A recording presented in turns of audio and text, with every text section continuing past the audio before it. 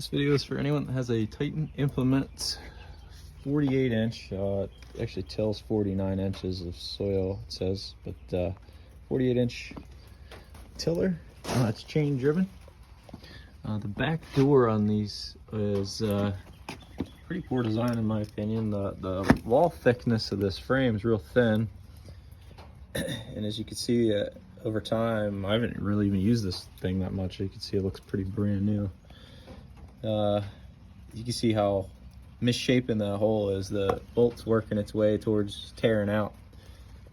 Same thing on the other side, I'll show you. And because that'll be easier to see, because the door is even thinner material, it's even worse. So I'm going to show you the door here in a minute. I have it prepped to weld, but you can see how bad the door is. It's almost tearing out. Both sides look about the same. So I'm gonna start fixing it and I'll show you what we got. Okay, so I didn't film doing any welding, but I'm gonna show you the kind of the end result. And this is actually after I tested it. I've been running this tiller for, I don't know, a few weeks now for different projects, and it seems to be holding up really well. What I ended up doing was, on this gate, since those holes were close to tearing out, I ended up welding a washer on the outside. So this surface, you can see it's thicker right there.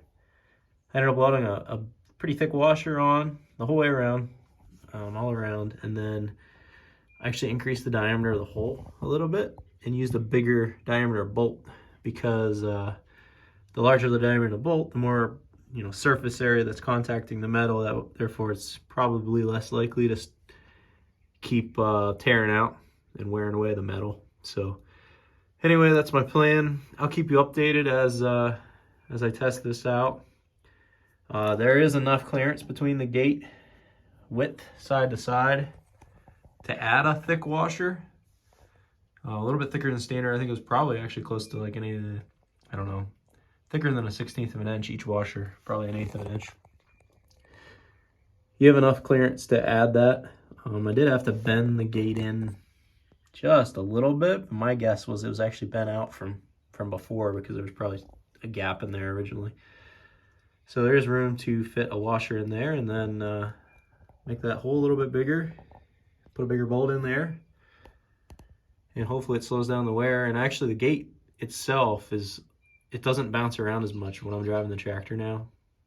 So hoping that really helps. It used to bounce around a lot, like when I hit bumps I could hear this gate swinging, and it doesn't do that anymore. So I'm hoping the fact that it's a little bit tighter now, by adding those washers, it can't move left or right, and it won't bounce around as much and less likely to tear out. So that's the end result.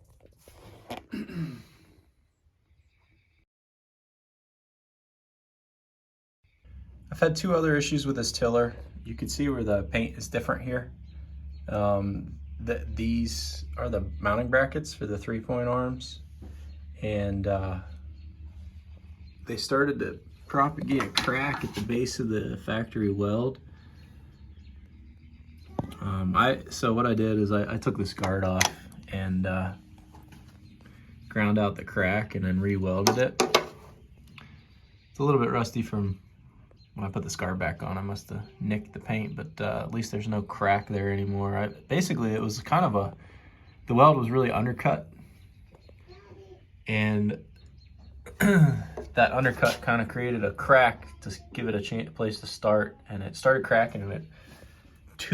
So this outside bracket on this side and also the outside bracket on the other side, they both were cracked on this back weld.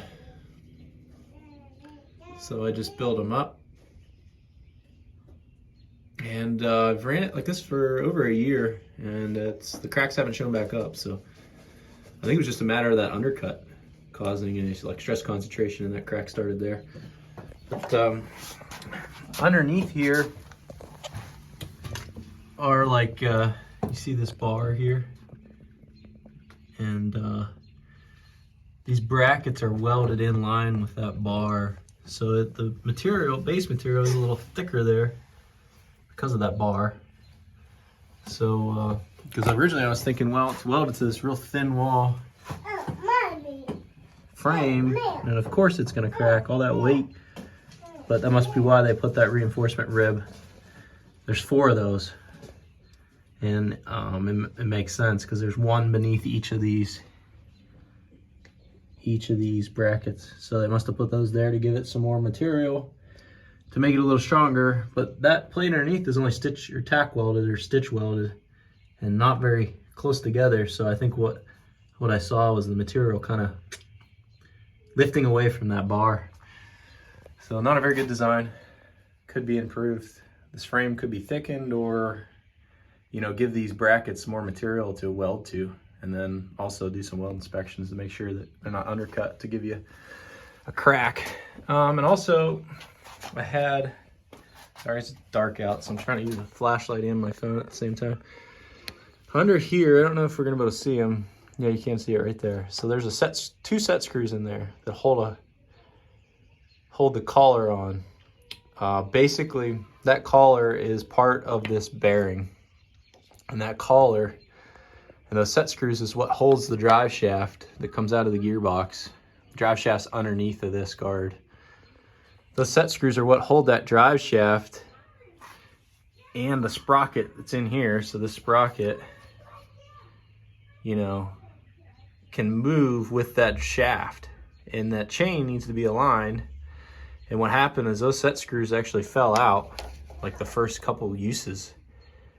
And the shaft, the gearbox started making a really loud noise, and I noticed that those set screws were missing.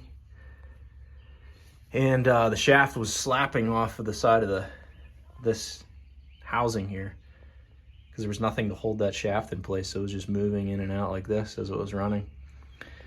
So what I did was I took the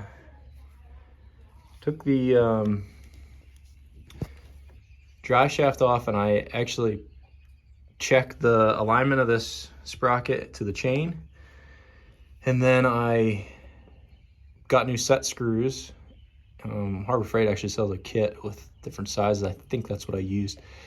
And I kind of pilot drilled a little spot in the drive shaft where those set screws go in, and then I Loctited them with red Loctite. So before, there was no spot for that set screw to kind of bite into. They were just tightened onto the shaft, and you could see the marks where the set screws were, but it didn't look like they were very tight, and there really nothing for them to bite to. So I spot drilled them. Now they kind of recess down into the drive shaft, so they're on there a lot tighter.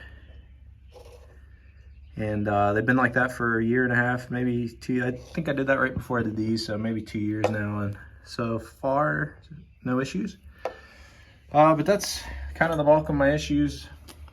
This seal is leaking a little bit, and this bearing, there must be a gasket behind it. You can see it's leaking a little bit of chain oil. You know, if you run it for a while, you'll leak a little bit of oil around there. Nothing bad, but still kind of frustrating. That kind of sums up the issues in this thing. Everything else has been okay. Thanks for watching.